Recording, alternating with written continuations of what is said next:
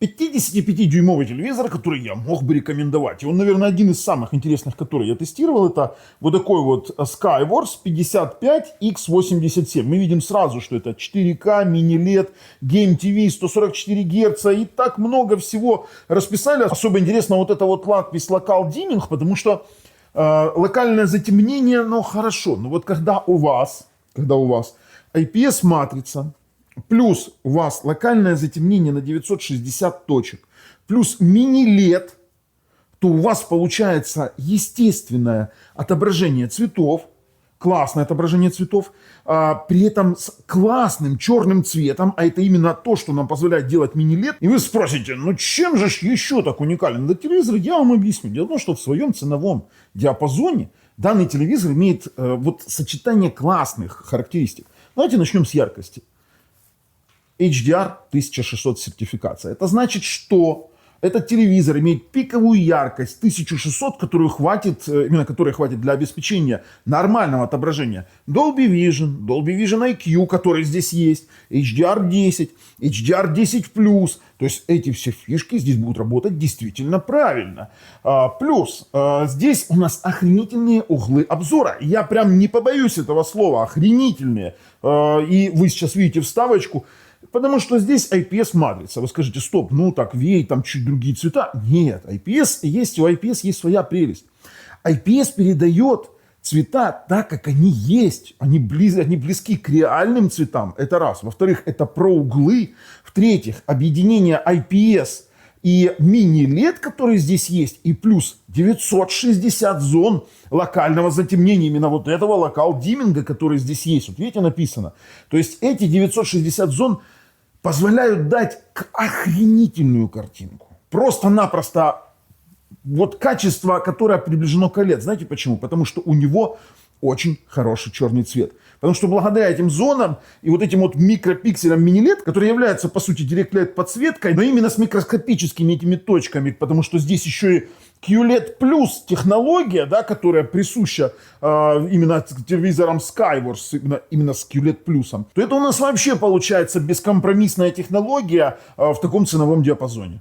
А теперь дальше. Давайте так. 144 Гц матрица. 144 Гц, которые доступны через HDMI 2.1, который здесь установлен, если вы подключите, например, игровой компьютер.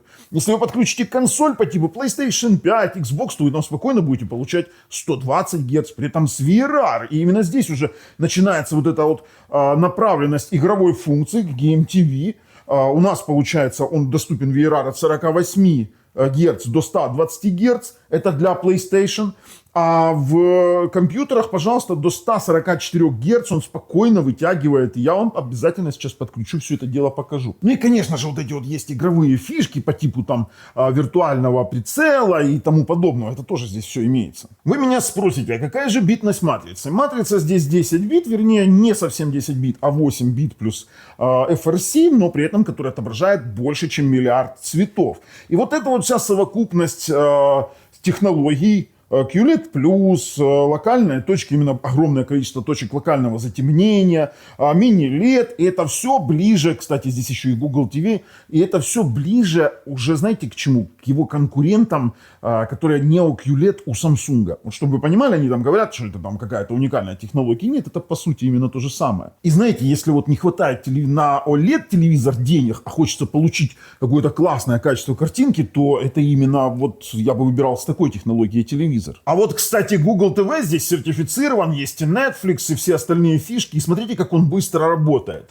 А быстро он работает благодаря тому, что здесь стоит 4-ядерный процессор на ядрах Cortex A73. Здесь уже 3 гигабайта памяти, например, как у NVIDIA Shield TV Pro. Кстати, все знают, что это один из топовых ТВ-боксов. 16 гигабайт хранилища, примерно столько же, как у него же, у того же самого NVIDIA Shield TV Pro. И что самое интересное, здесь есть Хамелеон Extreme 3.0. Вы сейчас спросите, что это такое? Я вам скажу, это отдельный процессор, который обрабатывает изображение. По сути, они не используют VPU того же самого МТК, который здесь установлен на Cortex A73, а используют отдельный процессор, который еще и имеет блок вот этого вот искусственного интеллекта, потому что здесь на искусственном интеллекте построено и суперразрешение, и искусственно-интеллектуальный контраст, бустер и тому подобные фишки. То есть за интерфейс отвечает A1, процессор за отображение отвечает другой. И поэтому работает он невероятно быстро, и фактически ТВ-бокс ему не нужен. Хотя, знаете, ТВ-бокс многие используют для того, чтобы смотреть 24-кадровые нативные фильмы, потому что, обычно такие телевизоры, они используют MEMS. И здесь MEMS есть, 288 Гц, и прям вот классно работающий, очень плавненько, все очень хорошо.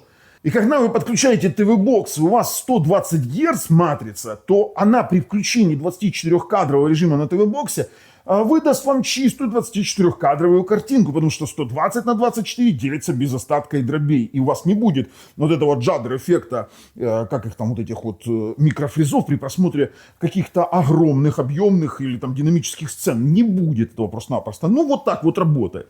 А еще самое интересное, что здесь нет фликера. Шим. Нет шима. Не сделали, не реализовали. Потому что сам по себе это серия iCare телевизоров. Здесь сейчас не указано, но это по сути эта серия. И шима абсолютно нет. Фликер-фри технология, которую еще в 2023 году скайворцы внедрили в свои телевизоры. Мы, кстати, тоже это с вами протестируем. Кроме того, что в Google, здесь Google TV сертифицирован, есть DRM-L1 и Dolby Atmos, да, там и все вот эти фишки объемного звука. Здесь, да, по звуку. Что они натворили? Они сделали систему звуковую 2.1.2. Извините меня, здесь есть и сабвуфер, и 4 динамика. При этом, по сути, это встроенная акустическая система, которая дает еще и систему объемного звучания. Хотите, конечно, супер саббас, вам понадобится сабвуфер побольше, который можно подключить через ERC, через IRC, внешний, допустим, усилитель, либо внешний ресивер. Но здесь звук реализован прям вообще классный. Из минусов хочу отметить, что немножко устаревший Android 11, но я бы этот минус особо не афишировал. Вернее, не говорил бы, что это минус. Знаете почему? Потому что Android 11 это свободный Android, где еще не было жестких ограничений 14-го Android. Обновиться? Возможно, нет. Мы не будем загадывать. Но 11 Android, 11-го Android TV на оболочке Google TV, вот так вот будет правильно сказать, хватит вам на многие годы, потому что процессор очень мощный. А поддерживается, кстати, до сих пор еще 9-й. И по факту, почему, я опять же возвращаюсь к вопросу, почему этот телевизор я могу рекомендовать. Сейчас мы все тесты проведем. Мы сейчас перейдем с вами, кстати, посмотрим, что там сзади есть, посмотрим, что нам заявляется производитель, потом протестируем полностью, сделаем выводы. Но, знаете, у МВА матриц, у VA матриц, там лучше черный цвет. Да, лучше. А здесь с помощью локального затемнения они сделали естественные цвета, и сделали классный темный, именно классный черный цвет. И вот это все нам позволило получить телевизор с охренительным изображением. Сразу говорю, ссылки в описании под видео. Можете пойти почитать про этот телевизор своими глазками, скажем так, просмотреть. А мы с вами переходим и тестируем его дальше. Технозон.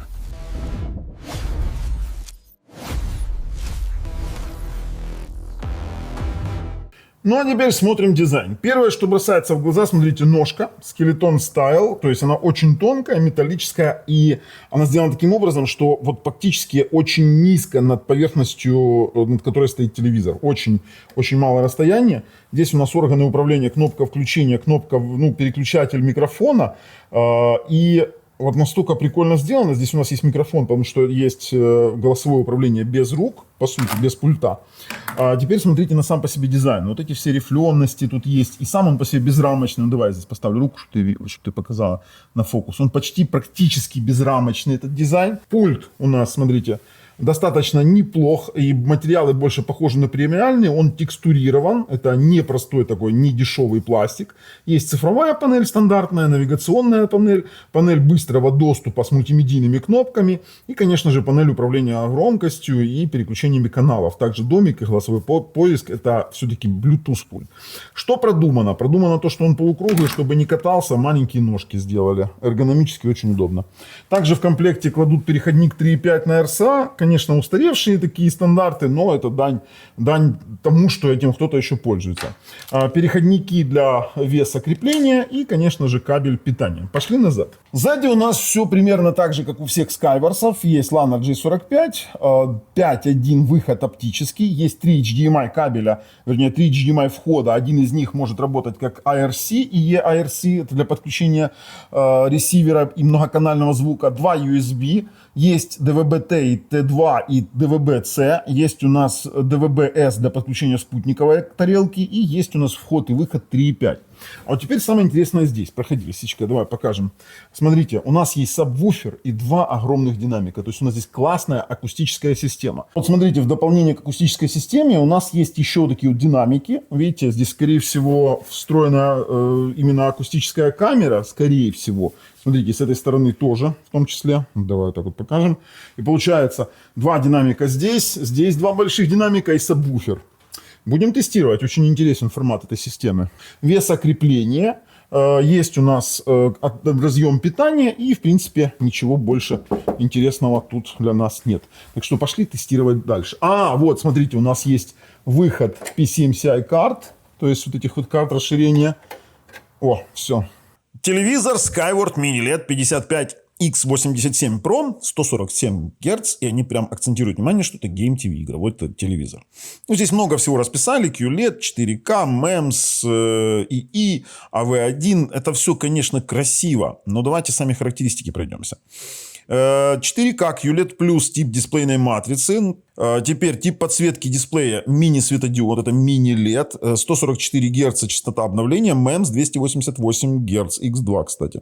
5 миллисекунд время отзыва матрицы, HDR 1600 яркость, мы дальше чуть покажем, как мы это проверим, у нас люминометр есть. Контраст здесь 1000 к 1, 178 углы обзора, кстати, вот вам сейчас показываю, углы обзора просто невероятные. То есть со всех сторон, все-таки это классная IPS-матрица. 178. Теперь процессор изображения Хамелеон Extreme 3.0. Не путайте. Это не главный процессор, который обрабатывает смарт. Это отдельный процессор, который обрабатывает само изображение. Вот эти все фишки искусственного интеллекта. AISR, AI контраст бустер и тому подобное.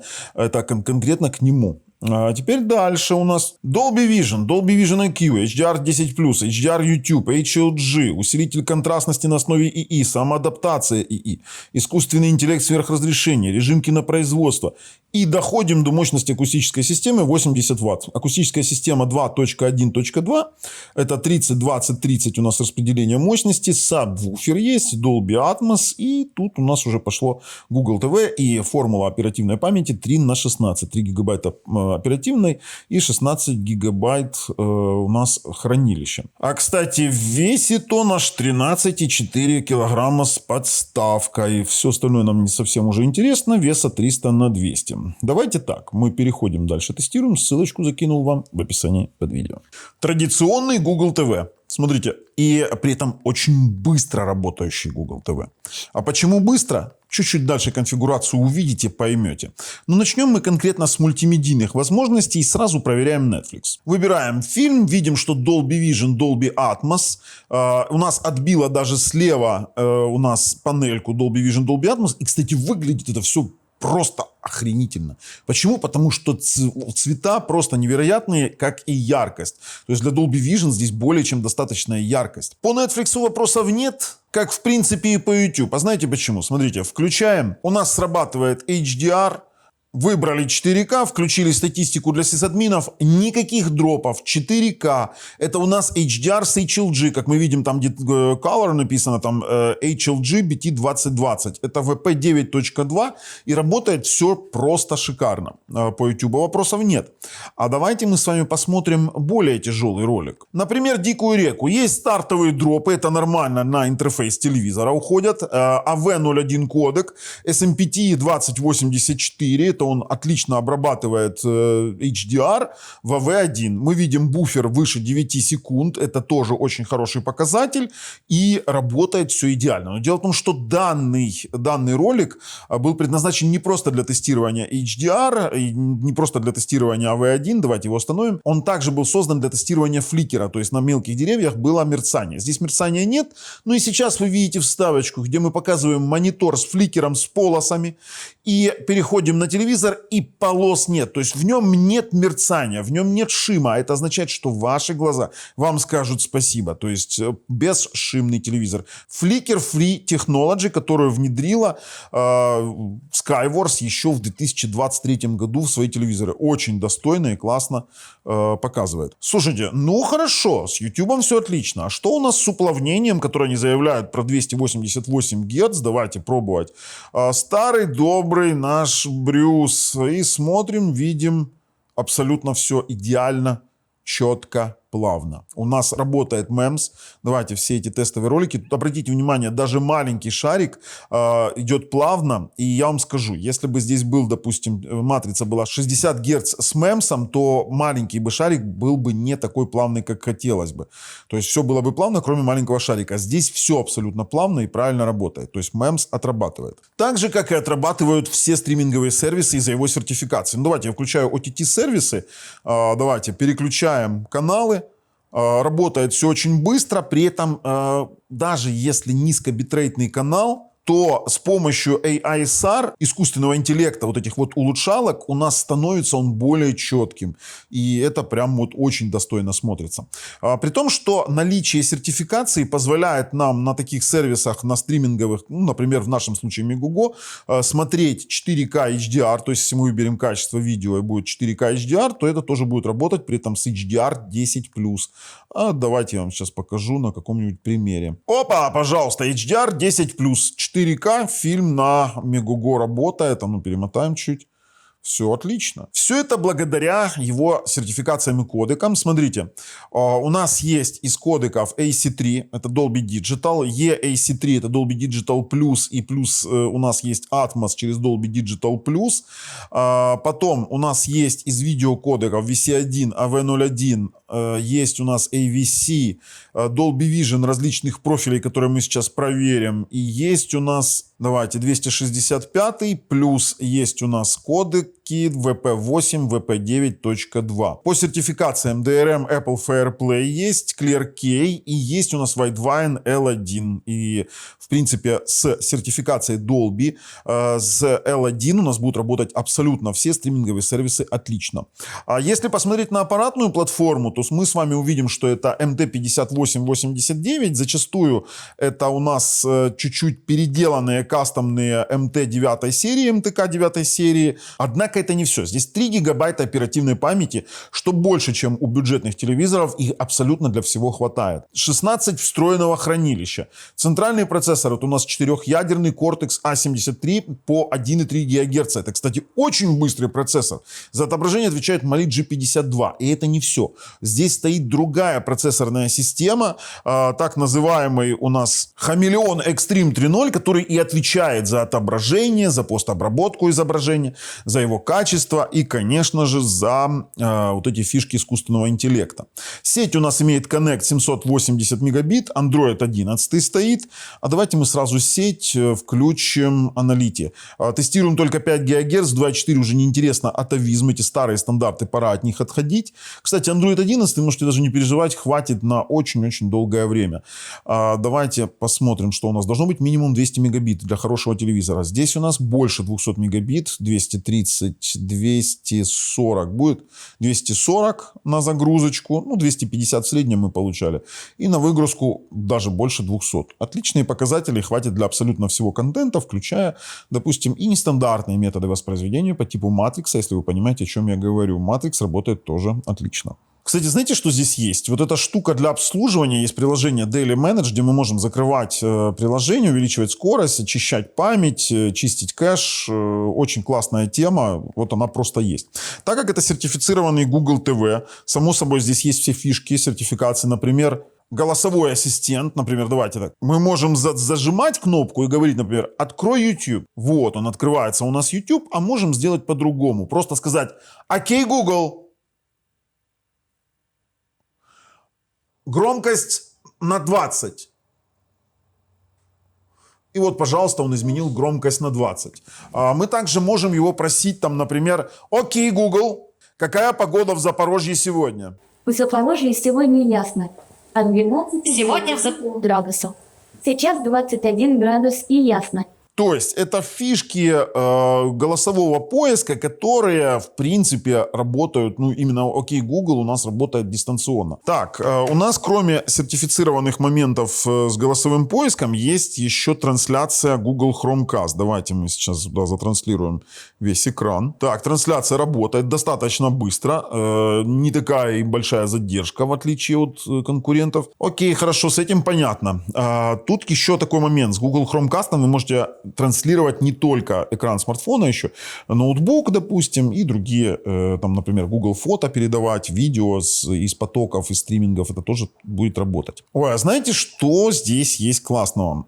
Здесь есть такая вот кнопка искусства, приложение, которое делает нам арт-галерею. Тут очень яркий экран, да, и мы, по сути, с вами вот можем сделать из него там живую классную картину, либо сделать вот такой вот амбиент, атмосферные эффекты, да, там когда листики просто, либо там планетки летают, на стене оно висит у вас, и поставили там часики. Амбиент — это просто красиво работает. Можете семейный уголок сделать из своих фото. По тестам звука меня вообще завело все это дело в большой тупик, потому что я, честно говоря, не ожидал такого. Смотрите, у нас есть обработка Dolby Audio, и в режиме Dolby Audio он очень-очень прикольно это все делает с виртуальным... у нас здесь есть виртуальная среда для объемного звука. То есть он это все дело раскидывает на систему 2.1.2. Я включу свою песню для того, чтобы я ее использую для тестов, для того, чтобы не было претензий правообладателей. То есть САП... Я прям чувствую, как он прям прыгает. Он добавляет, я сейчас сделаю чуть тише, добавляет такую достаточно интересную басистость. Здесь у нас как саундбар идет вообще. Здесь у нас 2 динамика полнополосных. Здесь есть дополнительный как саундбар с акустической камерой на 2 динамика, да. И вот это вот, и этот сабвуфер. А ну, сейчас лисичка будет закрывать уши. Прям...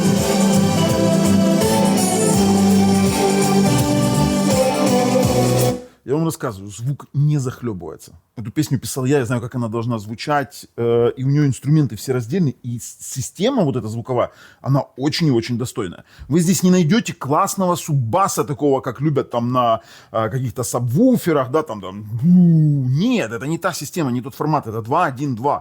Для того, чтобы получить вам нужна уже там 7.1, либо 5.1, ну, это прям очень круто сделано. И фактически при постановке к стене оно будет давать объемное звучание отраженного звука. И поэтому они сделали именно вот эту вот виртуальную среду для объемного звука. То есть, когда он будет к стене, либо висеть на стене, звук будет изначально от него отходить объемно. По звуку прям вот, ну, зачетная система, которую они здесь реализовали. Давайте теперь оценим качество изображения. Он воспринимает только NTFS, exFAT диски не воспринимает. Ну, NTFS — это стандартные виндовые диски. Открываем картинки Бурож и поехали. Смотрите, у нас нет оверскана, тут как бы все в порядке. По яркости и контрасту он откалиброван изначально с завода. Если выбрать, ну, вообще здесь пользовательский, мы сейчас выберем стандартный, так будет правильней. Но вы можете докалибровывать сами. По яркости отлично, по контрасту тоже. Камера может не передавать, я вам сразу говорю. То есть, чтобы, если вы что-то видите не так, то это не значит, что оно так в реальности. То есть камера не передает четко цвета, никогда не передавала. Мы пишем камкодерами. Девочки выглядят отлично. Дальше у нас все основные цвета без каких-либо темных точек, без темных зон, потому что здесь мини-LED. Мини-LED — это микроскопические точки подсветки, которые делают настолько равномерным это все, что вот даже черный цвет, давайте я сейчас найду черный цвет для вас. Слушайте, ну основные цвета просто обалденные. То есть они равномерные. На камере из-за линзы может выдавать посредине ярче, по краям чуть темнее. Это только из-за эффекта линзирования самой камеры. Давайте сейчас мы... Хотя очень яркий. Давайте я сейчас вам покажу истинный черный цвет, который здесь есть. А знаете, почему он черный? Потому что, по сути, 960 зон затемнения, он просто выключает подсветку. И у вас истинный черный цвет, как цвет подложки. Все. То есть, по факту, 960 зон затемнения позволяет нам, допустим, реализовать классный черный цвет локальный. То есть, это вот очень близко к OLED-матрицам. Здесь все различимо. Давайте яркостно-контрастные анализы проверим. Здесь у нас, смотрите, в прямоугольничках все квадратики видны. Кстати, здесь квадратики по диагонали. Если кто-то не увидит какой-то квадратик, так и должно быть. Яркостно-контрастный анализ, оно тоже прошло отлично. И знаете, что еще вот хотел показать? Кстати, здесь тоже внизу вкрапления контрастные видны. В черном, в синем, зеленом и красном тоже яркостно-контрастный анализ телевизор хорошо проходит. Искажений матрицы нет, все как бы чисто. Смотрите, как хорошо выглядят черные веки, да, то есть вот эти вот черный подкрас глаз, очень детализована 4К матрица, и вот он черный цвет. То есть у нас птичка выглядит классно, она яркая, цветная, а сзади у нас бэкграунд RGB 0, и тоже черный цвет выглядит обалденно. Слушайте, по качеству отображения у меня вопросов нет. При том, что сейчас вы видите вставочку, мы фотографировали. Это фотография теста на яркость. Мне даже пришлось закрывать чуть рукой, потому что тест достаточно сложный. Там не просто белый HDR фон, потому что это все-таки HDR 1600. Сертификация — это пиковая яркость отдельных зон. То есть там включается специальный ролик на специальном плеере, который дает нам мерцание различных частей участков в пиковой яркости, и им ловится пиковая яркость. То есть 1500 чем-то мы с вами словили.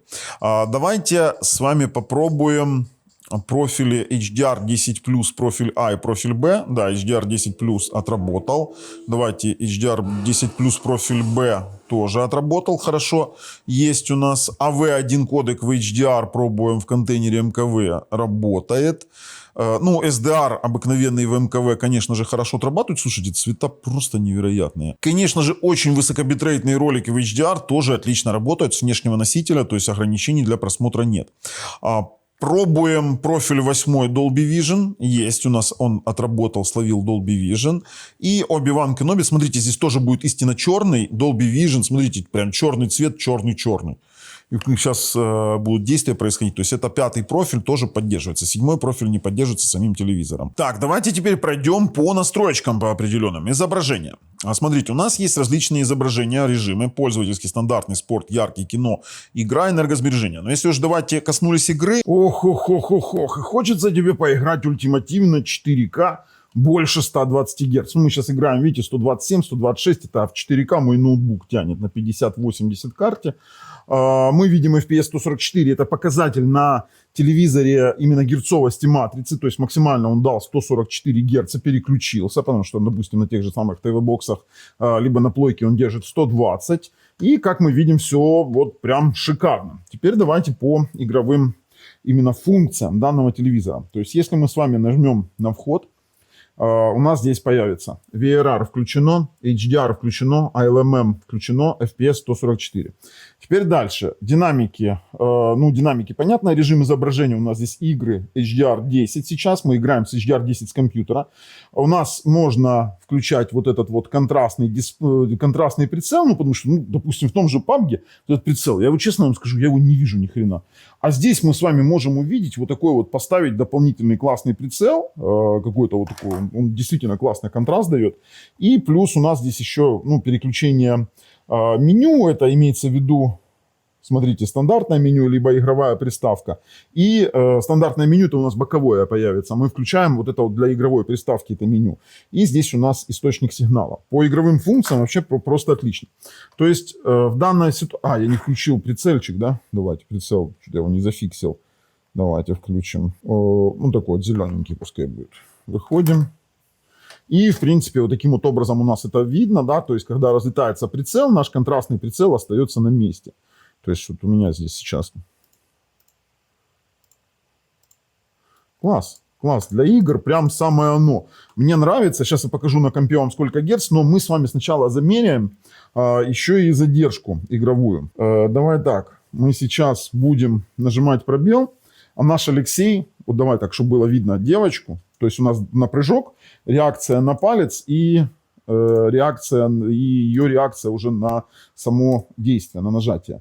То есть вы видите результат посчитанной задержки, которую вам вывел Алексей на экран. Но это выглядит действительно очень хорошо, задержка минимальная, именно в игровом режиме, потому что отключена вся постобработка. То есть если мы сейчас с вами пойдем в настройки экрана, смотрите, если мы сейчас пойдем с вами в настройки экрана, то у нас здесь будет в дополнительных настройках отключено все. Телесный тон, регулирование контраста локального, адаптивное регулирование яркости. У нас будет включено изначально режим игры и будет выключена постобработка AISR и удаление контуров, плюс MEMS выключен. Это для того, чтобы обеспечить минимальную задержку. Теперь смотрите, если мы выйдем с вами в главное меню, давайте, вот, и в настройки экрана, то здесь мы с вами увидим 3840 на 2160, то есть конкретный 4К. Он у нас поддерживает HDR, при этом HDR поддерживает адаптивный, то есть мы можем с вами включить именно авто HDR, это очень классно для игровых консолей. И плюс, давайте в расширенные параметры экрана, мы увидим, что здесь 144 Гц, ну 8 бит, не обращаем внимания, 8 бит плюс FRC, он всегда будет писать 8 бит, то есть это фактически 10 бит, 8 бит плюс FRC, 1 миллиард цветов. И здесь мы видим, что поддерживается 144 Гц. Ну что, поехали дальше. Посмотрели? Ну, давайте теперь перейдем на PlayStation. Тоже переключаем с вами его через панельку на PlayStation. Он сейчас проанализирует, сразу включит игровой режим. Смотрите, сейчас появится у нас... Вот, раз, игровой режим появилась, панелька игрового режима. Заходим. И смотрите, мы сейчас видим FPS 120, и в игре мы увидим FPS 160. Знаете, что это такое? Это VRR отработал. Сама игра поддерживает 160, если мы выйдем в меню, выйдет 120. То есть я специально эту игру включаю 60. То есть задержку мы с вами уже попробовали. А давайте посмотрим, что у нас сама плойка определяет, какой может быть сигнал. Смотрите, поддерживается VRR от 48 до 120 Гц, поддерживается HDR, и в HDR от 24 до 120 Гц в простом режиме, и без HDR от 24 до 120 Гц, и плюс в 1080p все то же самое, VRR 48-120, HDR и HDR 24 до 120 Гц тоже поддержка есть. Текущий видеосигнал у нас получается 48-60 VRR в HDR, то есть матрица включилась 60. Если включится игра 120, то будет 120 FPS выдавать. Можно ли играть? Да, нужно. Вы просто играйте, да и все. Здесь также доступна игровая панель. Если я нажму на панель, мы сейчас увидим текущую FPS 59, HDR, VRR включено, и также у нас здесь включится, кстати, HDMI сейчас у нас на 144 Гц работает. Просто сработал VRR, на плойке доступно до 120. Смотрите дальше. По настройкам, что у нас есть в самом регулировке изображения, что мы можем регулировать. Включаем пользовательский. Само собой, стандартные подсветка, яркость, контраст, насыщенность, оттенок, резкость. В расширенных настройках поехали. Цветовая температура. У нас есть DNR, шумоподавление MPHNR, есть автоматическая настройка яркости, управление локальной контрастностью, то есть у нас тоже можно уровни. Режим режиссера, классный режим, который позволяет смотреть фильм так, как его задумал сам по себе режиссер. То есть у нас есть автоматический переключатель, есть включение телесного тона, режим пленки DI, есть у нас Blue Stretch, это выравнивание синего, есть регулировка гаммы, ну само собой в неигровом режиме, режим игры, режим ПК не включится. Теперь у нас прецизионное сглаживание AISR. Вот вы сейчас видите вставочку, как работает AISR. Так как мы тестируем технологии AISR на таких роликах, он так и должен работать. MEMS у нас есть, конечно же, сглаживание. Режим защиты глаз, цветовое пространство мы можем выбрать. Отлично. Также у нас есть локальное затемнение. Кстати, слушайте, цветовое пространство есть и 709, и sRGB, и Adobe RGB, и BT2020, и DCI-P3. Есть у нас настройка цвета, где у нас можно регулировать оттенок, насыщенность, яркость, сдвиг, усиление. И настройка баланса белого по 11 точкам. На самом деле, калибровать его можно прям люто. В принципе, больше в настройках смотреть нечего. Все абсолютно стандартно. И могу сказать единственное, что на телевизоре, например, да, когда у нас воспроизводится наше Т2 украинское телевидение, он выдает сигнал 576i SD 25 Гц. Но благодаря AISR изображение не размытое и не расплывчатое, потому что на 4К 576i это такое себе удовольствие. А здесь он просто-напросто его апскейлит и нормально, в принципе, до 4К растягивает, и достаточно хорошее качество получается. Не идеальное, но на то оно и эфирное телевидение. А давайте мы с вами перейдем, еще один тест проведем, прям шикарный. Перейдем на внешний ТВ-бокс. Первым делом пробуем совместимость HDMI-цик. Я пультом телевизора могу управлять внешним ТВ-боксом. Отлично. Тут у нас есть один момент. Дело в том, что, сейчас вам покажу в настройках, вы видите FPS матрицы 120, специально для вас вывел, а поставил 24 Гц. Я хочу проверить, насколько она правильно работает в 24 кадра при использовании автофреймрейта ТВ-боксом. Вы здесь не увидите 120 Гц, потому что это Xiaomi TV-бокс. Если вы подключите сюда, например, Yugus SK1 TV-бокс, у которого есть нативные 120 Гц, то он покажет 120 Гц, конечно же, потому что мы уже с вами проверили, что он и 144 снаружи видит через компьютер. Но здесь мы должны с вами запустить один интересный ролик. Это специальный ролик фирмы Бурош, который позволяет тестировать нам 24 кадра. Делаем фотографию с задержкой 1 секунду, и мы видим чистый серый фон. А это означает, что данный телевизор, работая в 24-кадровом режиме с внешнего ТВ-бокса, внешний ТВ-бокс в 24-кадровом режиме, позволит нам смотреть динамические сцены без микрофризов. И 120 Гц в этом ему помогает, потому что 120 делится на 24 без остатка на 5. И это прям вообще идеально. Так, смотрим еще с HDMI на внешнем устройстве, какие режимы он поддерживает. Поддерживает ли он там Dolby Vision, HDR10+. Смотрим форматы, которые он видит. Dolby Vision HDR, HDR10+, и HLG. Все правильно и хорошо. Переходим и делаем выводы по данному телевизору. В качестве выводов скажу, рекомендую. Классный телевизор, неплох. Минусов крайне мало. Каких-то, возможно, мелочи, которые я могу не заметить в процессе обзора, но я его использую достаточно долгое время, то есть, как обычно, тест, да, там, я его купил, поставил, протестировали мы его неделю, да, где-то мы мучили его, да, неделю мы смотрим, просто вот у нас работает, мы там кино смотрим, там, телевидение смотрим.